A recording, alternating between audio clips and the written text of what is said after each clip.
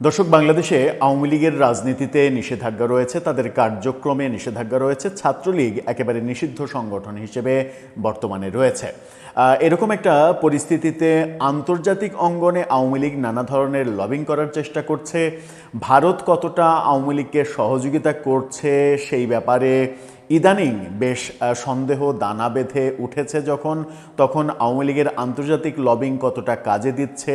তারা অনেক আগেই লবিস্ট ফার্ম মানে ইউকের যুক্তরাজ্যের একটা বিখ্যাত লবিস্ট ফার্মকে নিয়োগ দিয়েছিল তাদের পক্ষে লবিং করার জন্য। তারা বেশ কিছু জায়গায় সফল হতেও আমরা দেখেছিলাম। এবার যে ঘটনাটা ঘটলো সেটা হচ্ছে যে প্রায় 200-র কাছাকাছি আইনজীবী, আন্তর্জাতিক আইনজীবী, তারা জাতিসংঘে আবেদন জানালেন আওয়ামী লীগের নিষেধাজ্ঞা যেন প্রত্যাহার করে নেওয়া হয়, সেটা যেন তুলে নেওয়া হয় এবং জাতিসংঘ যেন বাংলাদেশকে চাপ প্রয়োগ করে।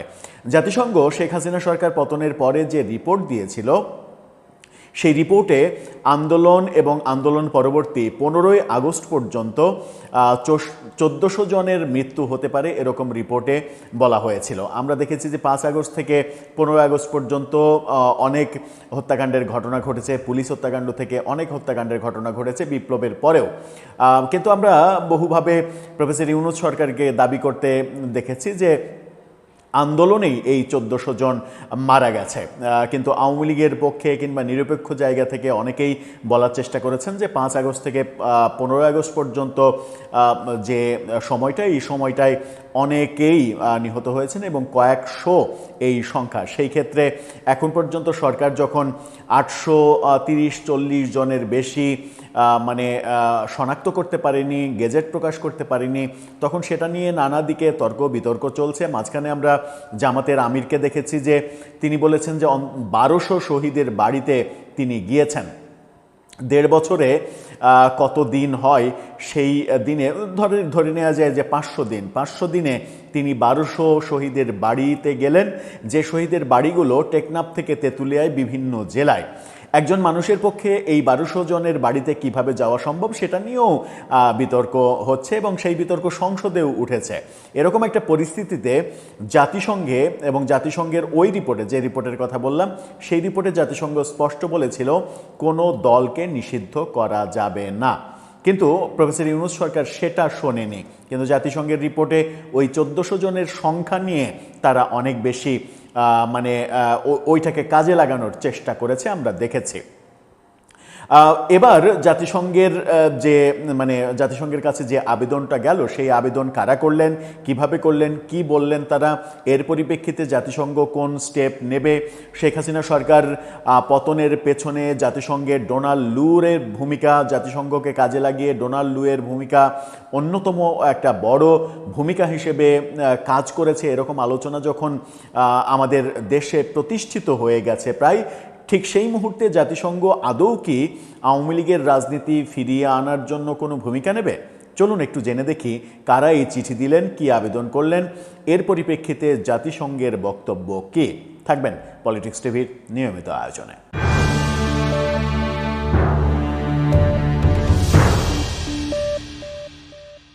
দর্শক, বলছিলাম বাংলাদেশে সবথেকে পুরনো দল আওয়ামী লীগের ওপরে যে নিষেধাজ্ঞা রয়েছে, কার্যক্রমের নিষেধাজ্ঞা, সেটা প্রত্যাহারের জন্য জাতিসংঘে আবেদন জানিয়েছেন অন্তত 173 জন আইনজীবী। ইত্তেফাকের এই শিরোনামটা দেখে নিন। ইত্তেফাক বলছে আওয়ামী লীগের নিষেধাজ্ঞা প্রত্যাহারে জাতিসংঘে আবেদন 173 আইনজীবীর। কারা করলেন চলুন একটু দেখি। সেখানে বলা হচ্ছে আওয়ামী লীগের রাজনৈতিক কার্যক্রমের উপরে আরোপিত নিষেধাজ্ঞা প্রত্যাহারের দাবিতে জাতিসংঘের মানবাধিকার বিষয়ক হাই কমিশনার বরাবর আবেদন করেছেন কক্সবাজার জেলা আইনজীবী সমিতির 173 জন আইনজীবী। সোমবার দেওয়া এক যৌথ বিবৃতিতে তারা এই তথ্য জানিয়েছেন। কক্সবাজার জেলা আইনজীবীর 173 জন আইনজীবী যখন এই আবেদন করলেন, তখন সেটা কতটা কাজে দেবে? এর আগেও আমরা দেখেছি যে ব্রিটিশ আইনজীবী, আমেরিকান কংগ্রেসম্যান, ব্রিটিশ এমপি অনেকেই জাতিসংঘে বিভিন্নভাবে চিঠি দিয়েছেন, তাদের আবেদন জানিয়েছেন, তাদের দাবি জানিয়েছেন এই ব্যাপারে যেন আওয়ামী লীগের নিষেধাজ্ঞা তুলে নেওয়া হয়। এবার দেশ থেকে এটা করা হলো।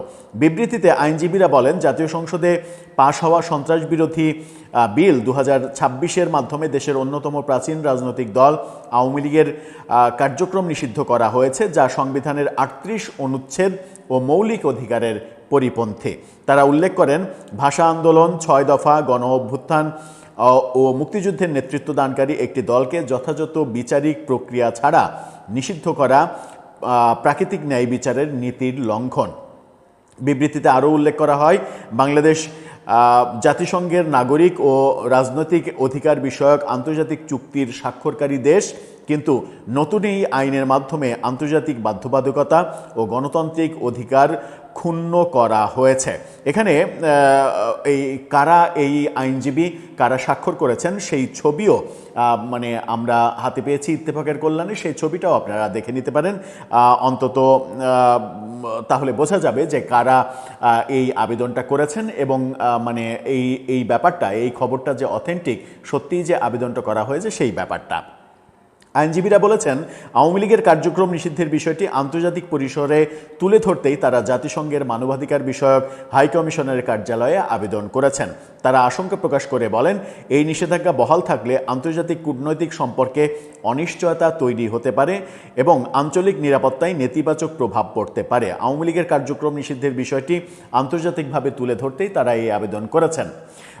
জাতিসংঘ প্রথম যে রিপোর্ট, শেখ হাসিনা সরকার পতনের পরে প্রথম যে রিপোর্ট দিয়েছিল, সেখানে 1400 জন মৃত্যুর কথা বলেছিল 15ই আগস্ট পর্যন্ত। পাশাপাশি কোনো দল নিষিদ্ধ করা যাবে না এই ব্যাপারে বলেছিল। পরবর্তীতে তাদের অবস্থান আমরা পরিবর্তন হতে দেখেছি। তারা বলেছে যে ইনক্লুসিভ নির্বাচন আওয়ামী লীগকে ছাড়াও কিভাবে গ্রহণযোগ্য হয় সেটা ইউনূস সরকার সেটা মানে ব্যাখ্যা করবে এবং সেটা তারা ভালোভাবে বোঝাবে। তার মানে ইউনূস সরকারের দ্বারা প্রভাবিত হয়েছিল জাতিসংঘ, কিন্তু নির্বাচনের আগে আগে আবার তাদের অবস্থান আমরা পরিবর্তন দেখেছিলাম। তারা আবারও ইনক্লুসিভ রাজনীতি, ইনক্লুসিভ নির্বাচনের কথা বলেছিল। জাতিসংঘ সহ বিভিন্ন আন্তর্জাতিক সংস্থা, বিভিন্ন দেশ থেকে এই দাবিগুলো করা হয়েছিল। আওয়ামী লীগের নিষেধাজ্ঞা তুলে নেওয়ার ব্যাপারে আমেরিকা, ইউকে সহ বিভিন্ন দেশ, ভারতের চাপ তো রয়েছে, রাশিয়ার চাপ রয়েছে, অস্ট্রেলিয়ার চাপ রয়েছে, এরকম বড় বড় বেশ কিছু দেশের চাপ থাকা সত্ত্বেও সেগুলো শোনা হয়নি। এবং বর্তমান বিএনপি সরকারের আমলে আমরা দেখলাম যে প্রফেসর ইউনূসের জারি করা অধ্যাদেশ, যে অধ্যাদেশের মাধ্যমেই, অধ্যাদেশকে কাজে লাগিয়েই আওয়ামী লীগের উপরে নিষেধাজ্ঞা দিয়েছিল তারা, সেই অধ্যাদেশ আবার বিল আকারে মানে বিএনপি সংসদে পাশ করলো। পাশ করার মাধ্যমে যেটা হলো সেটা হচ্ছে প্রফেসর ইউনূসের সিদ্ধান্ত বহাল থাকলো, আওয়ামী লীগের নিষেধাজ্ঞা আরও দীর্ঘায়িত হলো। সেই ক্ষেত্রে কোন পরিস্থিতির দিকে যাবে, ভারতের অবস্থান শেষ পর্যন্ত কি হবে, ভারতের অবস্থান দোদুল্যমান মনে করছেন অনেকে। শেখ হাসিনা সরকারের পতনের পেছনে আমেরিকার মাধ্যমে ভারতেরও একটা নীরব সম্মতি ছিল, এরকম রিপোর্ট যখন ভারতীয় গণমাধ্যমে দিচ্ছে, তখন আওয়ামী লীগ আন্তর্জাতিক লবিংয়ে কতটা পেরে উঠবে সেই প্রশ্নটা নতুন করে উঠছে। এখন দেখার বিষয়, কক্সবাজার আইনজীবী সমিতির 173 জন আইনজীবীর এই চিঠি জাতিসংঘ কতটা আমলে নেয়। যখন আমরা দেখেছি যে আন্তর্জাতিক পর্যায় থেকে মানে ব্রিটেন, আমেরিকা, এই দুই দেশের কংগ্রেসম্যান, আইনজীবী, বিভিন্ন মানবাধিকার গোষ্ঠী, তারা জাতিসংঘে এর আগে বলেছেন, তারপরেও জাতিসংঘের খুব বড় মানে সক্রিয় ভূমিকা এই ব্যাপারে আমরা দেখিনি। দর্শক, আপনার কি মনে হয়? আপনি কি এই চিঠিতে আশাবাদী হচ্ছেন, নাকি এটা শুধুমাত্র একটা নিউজ মাত্র? আপনার মতামত জানিয়ে লিখতে পারেন আমাদের কমেন্ট বক্সে।